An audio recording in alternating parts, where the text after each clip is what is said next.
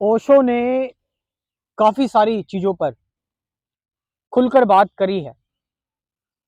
जो चीज ओशो को पसंद नहीं आई, ओशो ने उस चीज को पूरे दिल से क्रिटिसाइज किया है।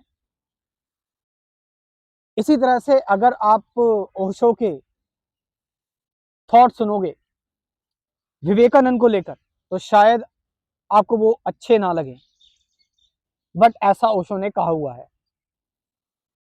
ओशो रामकृष्ण परमहंस को तो बहुत मानते थे, पूजते थे, उनकी स्टोरीज की अक्सर चर्चा करते थे।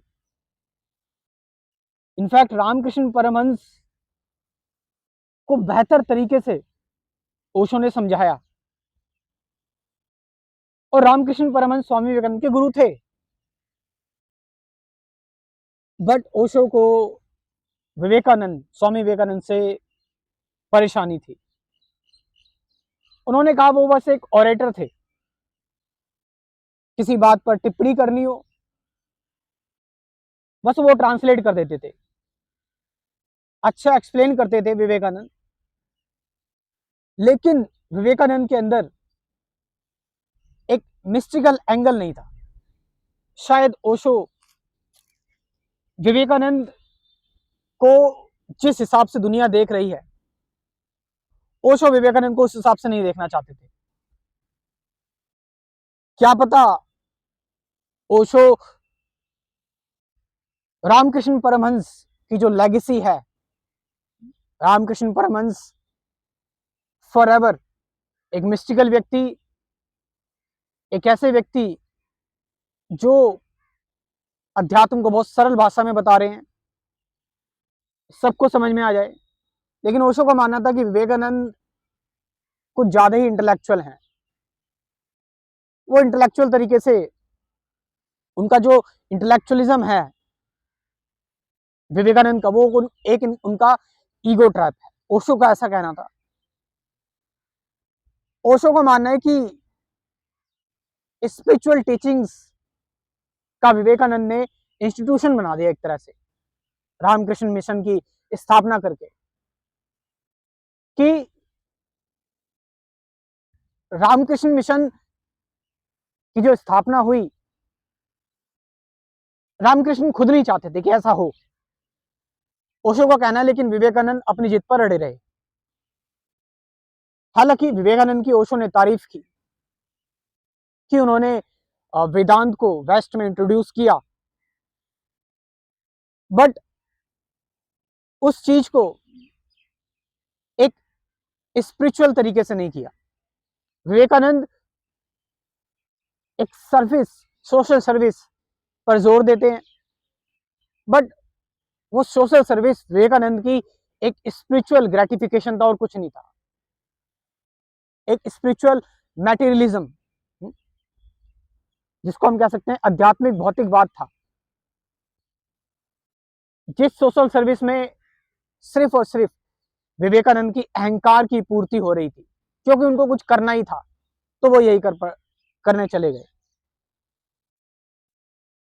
रामकृष्ण मिशन की स्थापना करके विवेकानंद ने जो भी बातें बताई, जो भी चीजें हो रही हैं, उसमें ओशो बताते रामकृष्ण की कोई बातें नहीं करता,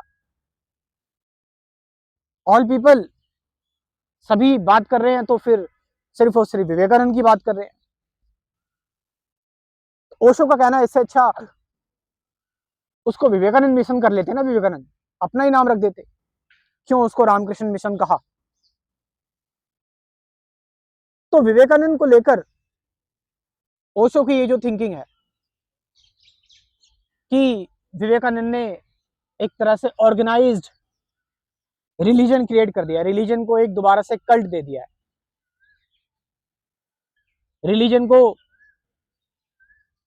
ओशो बोल रहे हैं कि विवेकानंद अपने आप को हिंदू बोल रहे हैं। वो उस आइडेंटिटी से बहुत ज्यादा अटैच है कि मैं हिंदू हूं।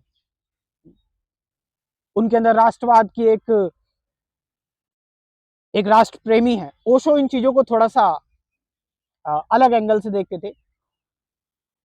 उनका मानना था कि एक आध्यात्मिक व्यक्ति ना ही किसी राष्ट्र का हो सकता है, ना ही किसी धर्म का होना चाहिए। उसको पूरी तरह से न्यूट्रल होना चाहिए, उसको पूरी तरह से शून्य होना चाहिए। लेकिन विवेकानंद की अप्रोच हमेशा से ऐसी रही, देश को लेकर, अपने धर्म को लेकर।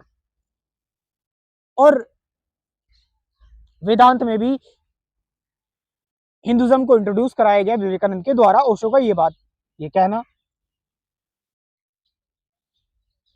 हालांकि जैसा कि मैंने बताया कि ओशो ने विवेकानंद की कई जगह पे तारीफ भी की, बट क्रिटिसिज्म बहुत किया और कहा कि जो विवेकानंद जो भाइयों बहनों वाली जो बात की उन्होंने, जो वर्ल्ड संसद में हुआ था, जो विवेकानंद की स्पीच थी अमेरिका में, उन्होंने बोला ये तो नेताओं वाली भाषा है। ओशो ने बोला ये तो नेताओं वाली भाषा है, ये तो एक पॉलिटिकल लीडर बोलता है। वहां के लोगों को ये बात इसलिए पसंद आई और तालियां बजाने लगे क्योंकि वहां के लोग बड़े ही सूखे रूखे, उनको कभी इतना प्रेम मिला नहीं। तो विवेकानंद इंडिया से गए, ये तो आम नेताओं की भाषा है, जिससे नेता लोगों में थोड़े से अपनेपन को जाहिर करते हैं कि वो अपने हैं, बट ऐसा कुछ नहीं होता। विवेकानंद ने यही बात जाकर वहां पर चिपका दी और लोग जो है वो तालियां बजाकर खिलखिलाने लगे। अब क्या ओशो का ऐसा कहना ठीक है? लेकिन क्या ऐसा नहीं लगता कि ओशो ने भी, हालांकि ओशो ये चीज मना करते गए, बट कहीं ना कहीं ओशो ने भी एक अपना रिलीजन स्टार्ट कर दिया था, जिससे कि लोग ओशो के सन्यासी वो कपड़े पहनने लगे, वो मालाएं डालने लगे। यानी जिस चीज को ओशो कह रहे हैं विवेकानंद के बारे में, वो उनके आश्रम में खुद हो रही है। एक कल्ट पनपने लगा ओशो के आश्रम में भी। ओशो के आश्रम में भी एक नए धर्म का निर्माण होने लगा, जिसमें सेंटर में तो ओशो ही थे बस खाली। विवेकानंद में वेदांत था सेंटर, बट ओशो में ओशो थे सेंटर। तो आपका इसके बारे में क्या कहना है, कमेंट में जरूर बताएं। विवेकानंद की टीचिंग्स हमेशा से ह्यूमैनिटी को लेकर रही हैं। वो वेदांत से ह्यूमंस, कर्मयोगी की बात करते थे, और ह्यूमंस को, इंसानों को कैसे वेदांत को फॉलो करते हुए एक दूसरे के साथ प्रेम भाव से रहना चाहिए, लोगों की मदद करनी चाहिए। विवेकानंद का इस पर जोर था।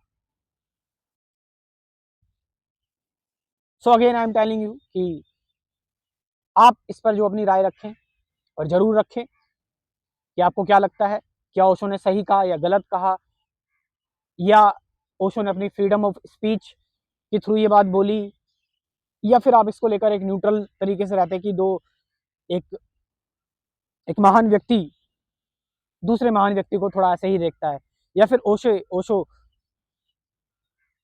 रामकृष्ण को ज्यादा महत्व दे रहे थे और विवेकानंद की जो पॉपुलैरिटी थी इससे थोड़े से आहत थे कि शायद विवेकानंद थोड़े से ओवररेटेड है।